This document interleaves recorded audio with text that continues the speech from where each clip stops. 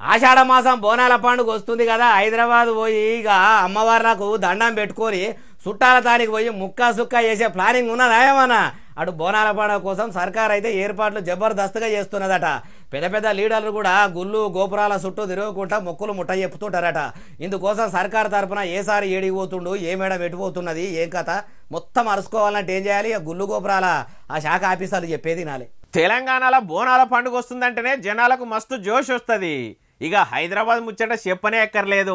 అమ్మవారి గుళ్ళ దగ్గర కిలోమీటర్ దూరం నుంచే డప్పు సప్పులు చెవులల్లా జిల్లుమంటాయి, కాళ్ళ గజ్జలు గల్లుమంటాయి. అందుకే ఈసారి సర్కారు కూడా బోనాల పండుగకు గట్టి సౌలతులు చేస్తుందట.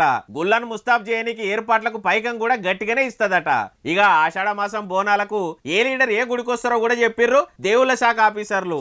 మన ముఖ్యమంత్రి రేవంత్ సారు 13 తారీఖు ఉజ్జయిని అమ్మ దగ్గరకు వచ్చి చీరే చారే ఇస్తే 20 తారీఖు లాల్ దర్వాజా కాడ మహంకాళి అమ్మకు చిన్న సీఎం బట్టి సారు ఇచ్చొస్తాడని చెప్పుకొచ్చిర్రు.